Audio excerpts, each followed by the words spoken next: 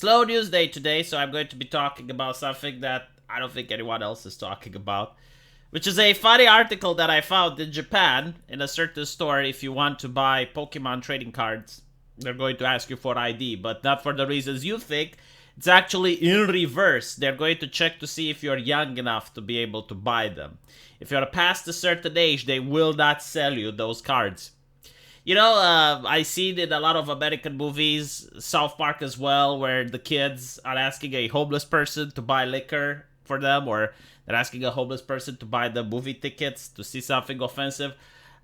Is it going to be the opposite way around here? Like an adult is going to have to go to the orphanage, get a child, and be like, hey, buy me some Pokemon trading cards game. Because that would be hilarious. That would be epic trolling, but apparently, the reason they're doing this is to fight off scalpers.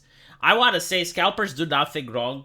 It's capitalism way of having rationing.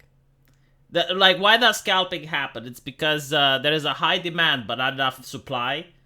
So basically, people are taking a risk. Like, for example, in the pandemic, like you saw what was happening in China, and China was saying, oh, don't worry about it. It's not going to get out of our borders. And you had the media, oh, let's have a Hug an Asian Day. Nothing is going to happen. But some people disregarded all that shit, and they bought hand sanitizers en masse. And what ends up happening is that, oh, the stuff comes here, and then Amazon goes like, oh, no, we're not going to sell hand sanitizers from these people because they're scalping. Yeah, sure, but like, what if China actually managed to keep that shit within their borders, and then people ended up buying a lot of hand sanitizers that they can't sell? And you notice that there's a two-way street. It's like the same with the Pokemon trading cards. Like, what if the store starts printing a lot of cards tomorrow? And all the people that were trying to scalp, they just have the cards and they have nothing to do with them. Like, that is a risk involved. It's a business. It's like playing the stock market. I know like a lot of people don't like it, but I don't care. Tell me where the scalper hurt you, Like, why can they do it and you can't? Why can't you scalp? Huh?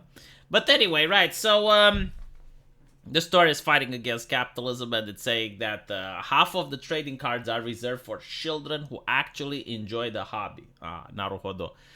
You do realize that the children are buying from the scalpers, right? Like, I'm just putting it out there. And even without, like, the interesting thing is that only adults can scalp, as if kids can't scalp. I am willing to bet that there are, like, some little rascals out there that are scalping like motherfuckers. And now their business is going to be booming even more. But the other half, apparently, can go for adults, but there's a limit of 10 packs. I think that the main issue is that the company is upset that it's not making money out of this. Like if it was like an NFT where every time it gets sold, like when the scalper buys it, the company gets a percent. When the scalper sells it, the company gets another chunk. I don't think they would have had any rules to fight this, or the store, right? Like if the store would get a percentage every time there's a transaction, I think they would encourage scalping if that's the case. But anyway, I just found it funny that people were asking for ID in order to prove that you're young. Not to mention, like, what happens if you don't have an ID? Well, I guess like, you look the part, right? You look the part, so they're like, oh, well, clearly a child. Let me know what you guys think, though, and as usual, I will see you in the comment section.